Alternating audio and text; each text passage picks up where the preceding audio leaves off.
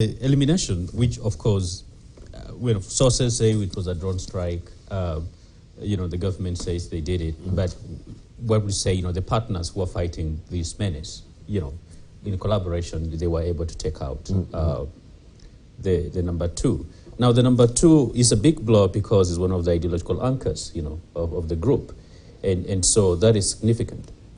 However, Al-Shabab, like many other, terror organizations around the world, extremists, they very experienced in trying to replace, those who have died. And they're always having someone in mind, in part because their mission is pretty much, a suicide mission. And so they always expect any time any of them can be martyred, And so it's not something that perhaps there isn't going to be a replacement. But I think what is important here is to properly defeat, Al-Shabaab, we need to remove the conditions that make Al-Shabaab viable and resilient. This year, Al-Shabaab is already collecting zakat for next year. Can you imagine? They're collecting taxes for next year, pretty much, because they've exhausted the taxes for this year, but they don't have money, so they have to collect taxes, for next year. But because of availability of lots of ungoverned spaces within Somalia, the weak nature of the current government, which of course then we need to support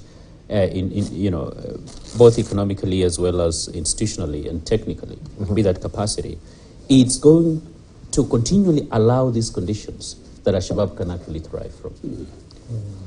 As long as people, for instance, do not feel secure and safe, as long as people remain desperate and they don't have access to basic necessities that make life dignified and life worth living, they're going to continue to remain vulnerable to not just Al-Shabaab violence, but also in terms of mobilization and recruitment into extremist groups.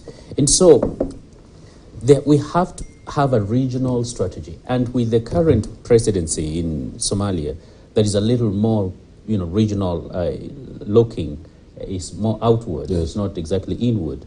There is actually a chance, for us to not just bring Somalia into the East African community, but integrate it in a way that there is a lot more engagement, a lot more investment within Somalia. Because the long-term solution is not just going to be how many bombs are going to drop on their leaderships. Correct. Are we going to be able to revive that economy, make institutions work? So that, for instance, at the end, in about 2 years, when ATMIS is scheduled to be out of there, Somalia will actually be having the capacity to run its own affairs. No one is interested, I think, in staying in Somalia. The Kenyan presence and under, of course, AMISON and now ATMIS, has been there, and Kenyans have paid in blood and treasure. And of course, that also now brings a lot of the question, for instance, of veterans and what has happened to them. Part of the concern, for some of us is, are we treating our men and women, who pay the ultimate sacrifice? Are we taking care of the families, for instance, when they come back home or when they come back home in coffins, the way they're actually paying the price for us? And it's something that I think the public is not exactly seized on. It is something that we should talk about. However, fundamentally, the threat of Al-Shabaab, it is not out yet.